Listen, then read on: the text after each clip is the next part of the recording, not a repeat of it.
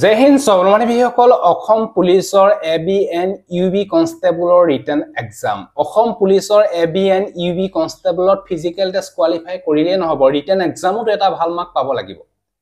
আৰু অসম পুলিচৰ AB and UB কনষ্টেবলত ইনে ফিজিক্যাল টেষ্ট কোৱালিফাই কৰিলে নহব নেক্সট ৰিটেন এক্সাম দিবলৈ নাম আহিব ফিজিক্যাল টেষ্টত জাস্ট ৰানিং কোৱালিফাই কৰিলে নহব তাতো এটা ভাল মাৰ্ক পাব লাগিব লং জাম্পতো আপোনালোকে এটা ভাল মাৰ্ক পাব লাগিব সিনাপটো এটা ভাল মাৰ্ক পাব লাগিব তেতিয়াহে আপোনালোকে ৰিটেন এক্সাম দিবলৈ নাম আহিব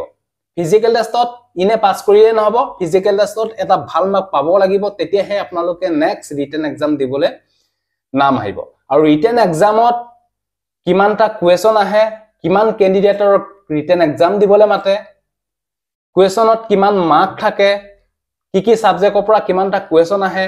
সকলোবিলাক তথ্য ভিডিওটো যদি আপোনালোকক জনাবলৈ বিচাৰিছো সো ভিডিওটো চাব এই ভিডিওটো আপোনালোকৰ কাৰণে বহুত ইম্পৰ্টেন্ট যদি অসম পুলিচৰ এবিএন ইউবি কনষ্টেবলত যদি এপ্লাই কৰিছে যদি ৰিটেন এক্সামৰ বাবে তৈয়াৰী কৰিছে তেতিয়াহলে আপোনালোকৰ কাৰণে ভিডিওটো বহুত ইম্পৰ্টেন্ট সো ভিডিওটো এখলৈকে চাই থাকিব আৰু অসম পুলিচৰ এবিএন ইউবি বা এসএসসি জিডি কনষ্টেবলৰ বাবে এখন ইবুক বনাইছো যিখন ইবুকত পাই 1000 প্লাস জিকে এণ্ড ৰিজনিং কোৱেশ্যন দেখিবলৈ পাব ইয়াতে অসম পুলিচৰ আসাম হিষ্ট্ৰি কোৱেশ্যনো পাই 200 প্লাস দেখিবলৈ পাব আগতে অসম পুলিচৰ এবিএন ইউবি বা এসআই ৰহা কোৱেশ্যনো আপোনালোকে এই ইবুকখন দেখিবলৈ পাব আৰু লগতে এসএসসি জিডি কনষ্টেবলৰ কোৱেশ্যনো আপোনালোকে ইয়াতে দেখিবলৈ পাব আৰু লগতে অসম পুলিচৰ যিখিনি ৰিজনিং কোৱেশ্যন বনাইছো ইয়াতে হে কোৱেশ্যন খিনি আপোনালোকে যদি ভালকে চাই তেতিয়াহলে অসম পুলিচৰ এবিএন ইউবি কনষ্টেবলৰ যিমান বিলাক ৰিজনিং কোৱেশ্যন আহে সকলো বিলাক এটেম্প কৰিব পাৰে যদি এই ইবুকখন লব বিচাৰে তেতিয়াহলে লব পাৰে অনলি আসামিজ ল্যাঙ্গুৱেজত বনোৱা হৈছে মাত্ৰ এটা মূল্য লোৱা হৈছে 65 रुपीस এই 65 रुपीस টো অনলাইন যোগেদি পেমেন্ট টো কাটি পিনে এই নম্বৰটোত স্ক্ৰিনশ্বট দি দিব লগালক আপোনালোকক 1 মিনিটৰ ভিতৰতে এই ইবুকৰ পিডিএফ টো 585 পেজৰ পিডিএফ টো আপোনালোকক WhatsApp যোগেদি পঠিয়াই দিয়া হ'ব যদি ইন্টাৰেষ্ট হয় যদি লব বিচাৰে লৈ লওক আৰু যোনসকল ক্যান্ডিডেট লৈছে কেনেকুৱা পাইছে তলত কমেন্ট কৰি জনাবলৈ নাপাহৰিব আৰু এতিয়া মই আপোনালোকক জনাবলৈ বিচাৰিছো যে অসম পুলিচৰ এবিএন ইউবি কনষ্টেবলৰ ৰিটেন এক্সামলৈ এটা পোষ্টৰ এগেইনষ্টত 5 জন ক্যান্ডিডেটক ৰিটেন এক্সাম দিবলৈ মাতিব যদি আপোনালোকৰ ডিস্ট্ৰিক্টখনত 5টা ভ্যাকেন্সি আছে তেতিয়াহলে 25 জন ক্যান্ডিডেটক ৰিটেন এক্সাম দিবলৈ মাতিব এই বিষয়ে আপোনালোকে গম পালে প্ৰথম কথাটো ক্লিয়াৰ হৈ গল ফিজিক্যাল টেষ্ট কোৱালিফাই কৰিলে নহব ফিজিক্যাল টেষ্টটো আপোনালোকে এটা ভাল মাৰ্ক পাবই লাগিব তেতিয়াহে ৰিটেন এক্সাম দিবলৈ পাব এই বিষয়ে ক্লিয়াৰ হৈ গল ফিজিক্যাল টেষ্টত এটা ভাল মাৰ্ক আনিবলৈ চেষ্টা কৰক তাপা নেক্সট হৈছে ৰিটেন এক্সাম ইয়াতে ৰিটেন এক্সামত 100টা multiple choice type of question আহিব প্ৰত্যেকটোতে আপোনালোকৰ হাফ মাৰ্ক দেখিবলৈ পাব 100টা কোৱেশ্যন আহিব আৰু প্ৰত্যেকটো কোৱেশ্যনতে আপোনালোকে হাফ মাৰ্কে দেখিবলৈ পাব 50 নম্বৰ কোৱেশ্যন পেপাৰ আৰু ইয়াতে আপোনালোকে কোৱেশ্যন সমূহ 9-10 লেভেলৰ কোৱেশ্যন দেখিবলৈ পাব নিশ্চয় গম পাইছে 9-10 লেভেলৰ কোৱেশ্যনে আপোনালোকে ইয়াতে দেখিবলৈ পাব এই পেপাৰখনত আৰু ইয়াতে আপোনালোকে কোনো ধৰণৰ নেগেটিভ মাৰ্কিং দেখিবলৈ নাপায় যদি ভুল কৰিছে ভুল যদি শুদ্ধ কৰিছে শুদ্ধ এই বিষয়ে আপোনালোকে গম পালে ক্লিয়াৰ হৈ গল তাপা নেক্সট হৈছে সাবজেক্ট ইয়াতে আপোনালোকৰ ফাৰ্স্ট মেথছৰ পৰা কোৱেশ্যন আহিব পাই 20টা কোৱেশ্যন তাতে 10 নম্বৰ কোৱেশ্যন দেখিবলৈ পাব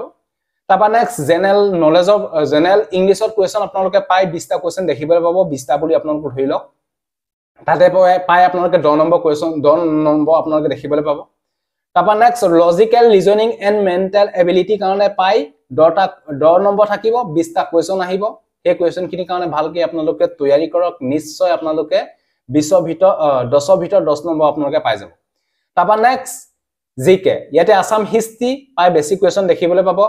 জিওগ্ৰাফি পলিটি ইকোনমিক তাপা next general awareness general knowledge current affairs এনেকুৱা ধৰণৰ কোৱেশ্যন পাই আপোনালোকে 40টা মান দেখিবলৈ পাব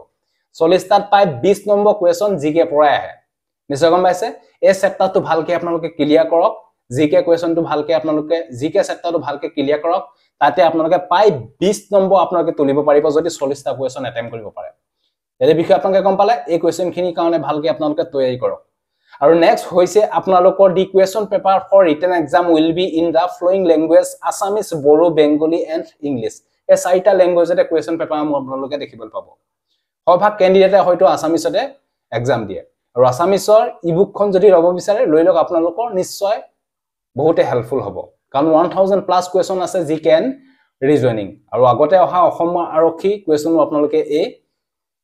এই বুকখনত দেখিবলৈ পাব যদি ইন্টাৰেষ্ট হয় যদি ল'ব বিচাৰে লৈ লওক আৰু ৰিটেন এক্সামৰ কাৰণে ভালকে আপোনালোকে তৈয়াৰী কৰি থাকক আৰু ফিজিক্যাল টেষ্টৰ বাবেও আপোনালোকে ভালকে তৈয়াৰী কৰি থাকক কাৰণ ফিজিক্যাল টেষ্টত এটা আপোনালোকে ভাল মাৰ্ক পাবই লাগিব তেতিয়াহে আপোনালোকে ৰিটেন এক্সাম দিবলৈ পাব ইয়াৰ কিছুমান ক্যান্ডিডেটে ইনে জাস্ট ৰানিং টু পাস কৰে ইনে just long jump to pass কৰে ইনে just sit up to pass কৰে ইনে পাস কৰিলে নহব ফিজিক্যাল টেষ্টত এটা গোটা নম্বৰ পাব লাগিব তেতিয়াহে আপোনালোকে ৰিটেন এক্সাম দিবলৈ পাব সো এটো আসলে যদি ভিডিওটো ভাল পালে সকলো বন্ধু বান্ধৱীকে যাতে ভিডিওটো শেয়াৰ কৰক যাতে সকলোৱে গম পাওক সো দিলা বাই জয় হিন্দ বন্দে মাতৰম জয় অসম ধন্যবাদ